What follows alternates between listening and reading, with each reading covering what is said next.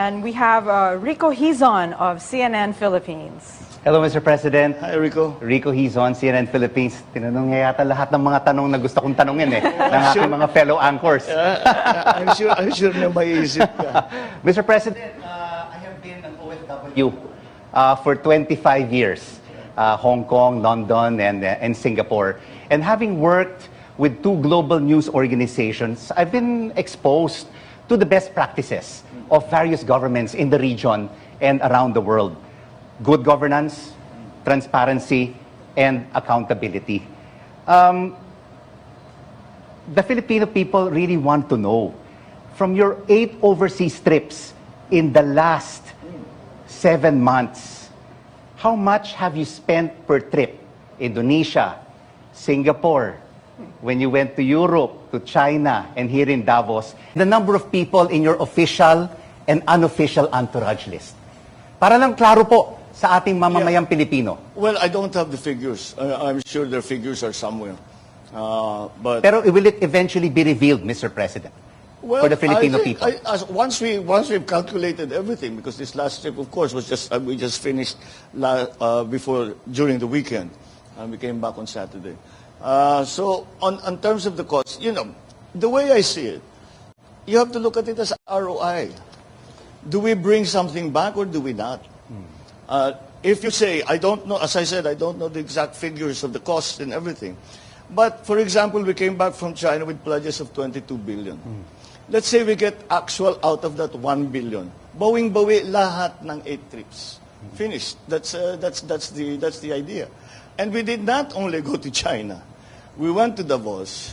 We went to the EU. We went to ASEAN. We went to APEC. So in each of those, many pledges were signed. And as I said, it is up to us. Now, the measure of success will be, you know, the cost-benefit, very simple. How much effort did you put into it? It's not just the money. It's the time that you put into it. It's the time and the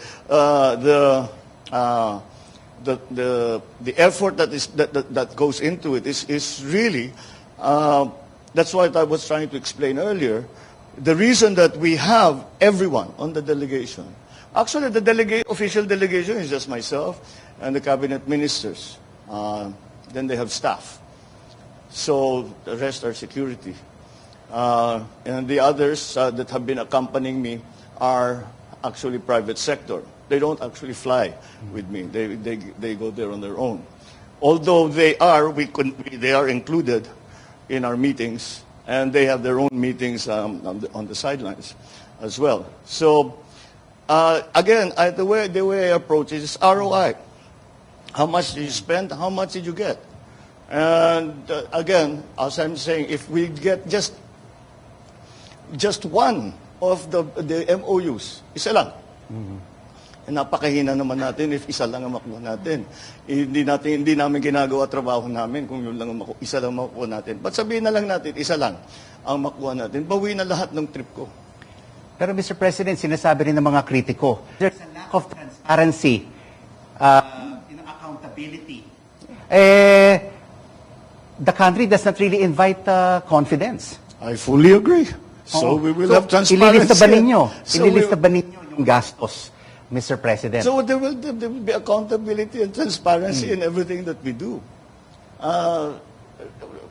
That's axiomatic. Who's going to argue with that? That is one of that. But it has not been an issue that the private businesses bring up. They bring up ease of doing business. They bring up the cost of energy. They bring up the problems of legislative guarantees. Ang legislative, lalo na sa PPPs, legislative guarantees, ibig sabihin na sa gitna ng project nila, papalitan yung batas, hindi nakikita yung project nila, pero pilit pa rin silang tapusin. Yun, yung mga nangyayari daw. Yan ang mga sabi sila, yan ang rinireklamo nila sa Pilipinas. But what are your plans during your administration to bring this down together with the private sector? Because that is one of the issues that is being raised by many investors around the world. Before, medyo number 2 na lang ngayon. Dati number 1 talaga. Kasi hindi lang itong administrasyon na ito. Even the past administrations have always been promising. Let's improve the ease of doing business, the bureaucracy. The bureaucracy has to be streamlined. The ease of doing business is because we're talking about trade. So the digitalization is going to be a very important part of that. We have to digitalize customs. We have to digitalize all of these collecting agencies so that the BIR, even the central bank, the payments can be made over the internet. All of those things that we don't do now. We have to remove the discretion. It's just kung gawin, the thing is to lahat ng kahit wala kang kausap na tao, nagagawa mo yung kailangan mo. Kung makuha mo yung lisensya mo, makuha mo yung permit mo, makapagbayad ka nung whatever it is, ng fee, whatever it is to get your papers, whatever it is. So we came up against a very disturbing finding here in the Philippines.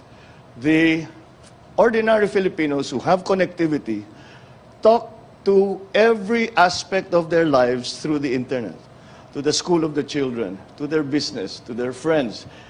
And the only entity that they do not talk to over the internet is the government, because the government is not digitalized.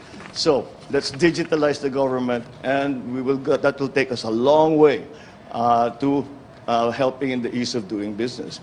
Now, the problem of energy is a very major one. It's a very major one because at the bottom of it is simple. The supply of power, the demand for power far exceeds the supply that we are producing. And there's also a problem in distribution, which is why the prices are so high. And that has to be fixed also. But in the long term, once we fix what we can at home, in the long term, and that is one of the things that we will talk about a great deal on these trips, is bringing new power plants into the Philippines. And of course, we are stressing on renewables because we're trying to improve the mix of power generation between traditional and renewables. So that is, but that's a long term. Anything anything this government starts, we will not see the end. Ang nuclear power plant, 6 years, 7 years. Ang floating wind turbine, 6 years, 7 years, ganun din. Anything is 6 years, 7 years. But we have to start. So that's what we're planning to do. We will start. Isang tanong na lang, baka kasi hindi na ako makakatanong eh. Mr. President, ang ating utang, 13.6 trillion pesos, ang taas-taas. And our debt-to-service ratio is more than 60%. Paano natin po ipababa ito? I'm sorry, that's fine, that's growth. We will pull ourselves out of debt via growth. That really is the guiding principle to the economic plan. And through investments and the pledges that you will be focusing on. Well, yes, make them real so that growth continues to pull us out and then provide new jobs. Now we're very proud that we're at 4.2% unemployment rate, which is like, you cannot have a recession if your employment rate's that low. But despite that, we still have to make the jobs more higher quality. We have to make them better. These green jobs, which is what we're talking about, and even the new technologies that are going to be used for our OFWs, all of these things, the upskilling, the reskilling, that's all we talk about. That's all, because those are the things that we need to do. It's not one simple thing. There is no silver bullet. We have to do very many things to make it right. Because what we are in fact doing is restructuring the entire Philippine economy to adjust to the new world global economy.